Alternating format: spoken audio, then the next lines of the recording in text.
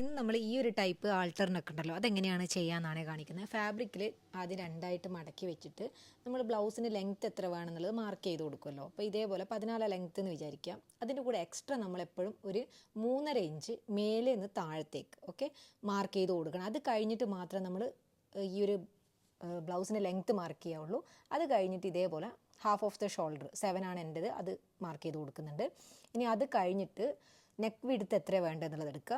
3 ആണ് എടുത്തിട്ടുള്ളത് ഞാൻ. പിന്നെ സ്ലോപ്പ്, ഇങ്ങനെ ഒരു ഷോൾഡർ സ്ലോപ്പ് കൊടുക്കണം ഒരു 1/2 ഇഞ്ചിൽ. അത് കഴിഞ്ഞിട്ട് ആം ഹോൾ കൊടുക്കണം.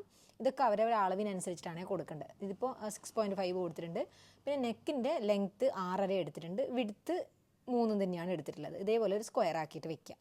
മനസ്സിലായല്ലോ? ഇനി അത് കഴിഞ്ഞിട്ട് മേലെ നമ്മൾ ആ ഒരു ലൈനിൽ നിന്ന് സ്ട്രെയിറ്റ് ആയിട്ട് മേലേക്ക് വരച്ചു കൊടുക്കുക. അത് കഴിഞ്ഞിട്ട് ഇതിൻ്റെ മിഡിലിൽ വെക്കുക.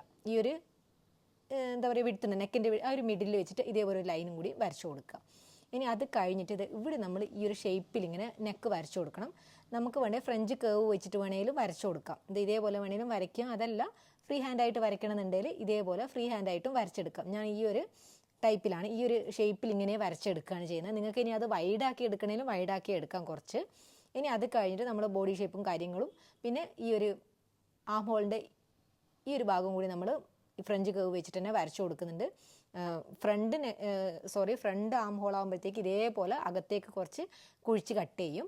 ഇനി ഇതെങ്ങനെയാണ് കട്ട് ചെയ്തെടുക്കുന്നതാണ്. ഈ ഒരു ഷേപ്പിൽ ഇങ്ങനെ കട്ട് ചെയ്തിട്ട് ഇവിടുന്ന് മേലേക്ക് ഇങ്ങനെയും കട്ട് ചെയ്ത് കൊടുക്കുക.